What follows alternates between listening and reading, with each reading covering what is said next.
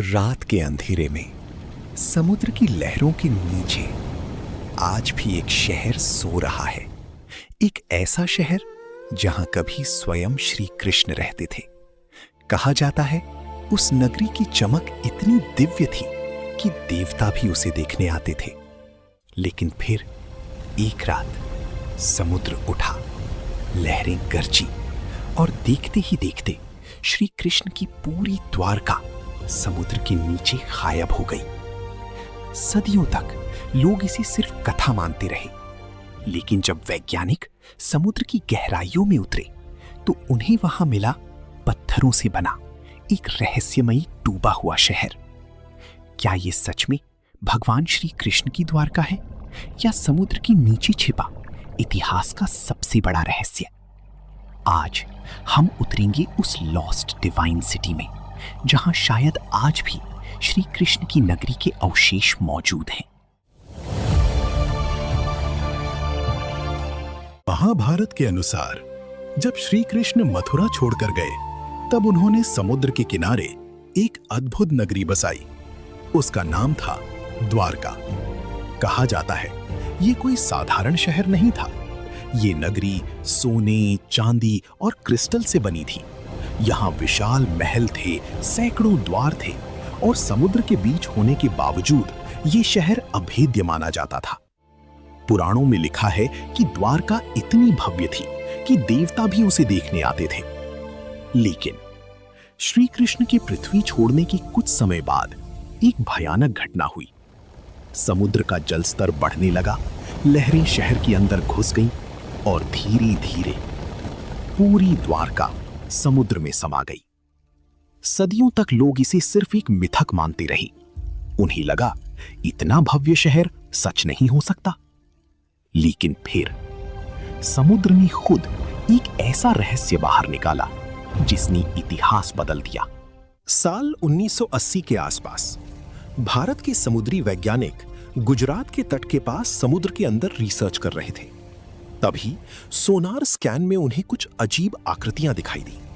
शुरुआत में लगा शायद ये प्राकृतिक चट्टानें होंगी, लेकिन जब गोताखोर नीचे पहुंचे तो उनके होश उड़ गए। समुद्र की गहराई में विशाल पत्थर की दीवारें थीं, सीधी सड़क जैसी संरचनाएं थीं, पत्थर के खंभे थे और कुछ जगहों पर ऐसे आकार मिले जो इंसानों द्वारा बनाए गए लगते थे।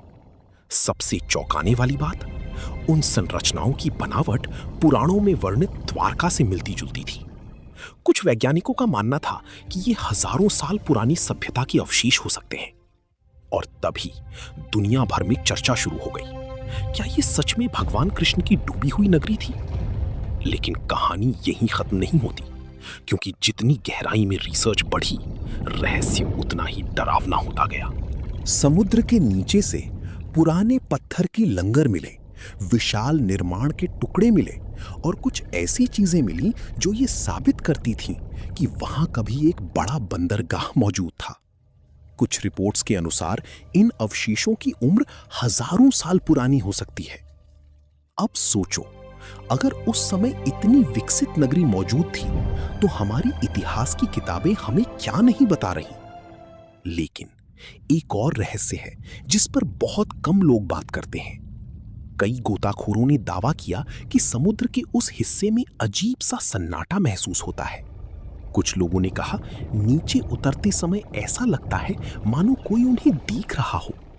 और स्थानीय मछुआरे आज भी मानते हैं कि समुद्र के नीचे द्वारका की ऊर्जा अब भी मौजूद है। शायद इसी कारण उसे डिवाइन लॉस्ट सिटी कहा जाता है।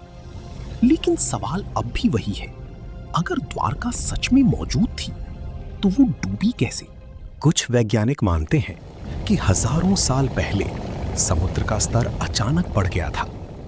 भूकंप, टेक्टोनिक बदलाव या कोई विशाल प्राकृतिक आपदा, इनमें से किसी एक ने पूरी नगरी को समुद्र में डुबो दिया।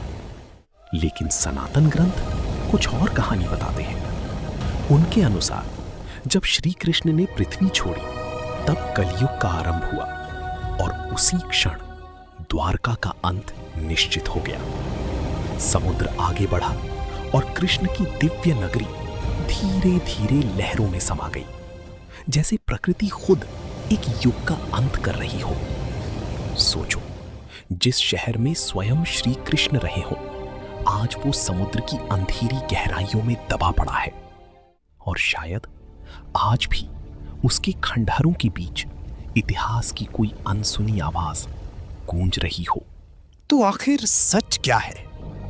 क्या द्वारका सिर्फ एक धार्मिक कथा है, या फिर समुद्र के नीचे छिपा हुआ एक ऐसा सत्य जिसे इतिहास अब भी पूरी तरह स्वीकार नहीं कर पाया?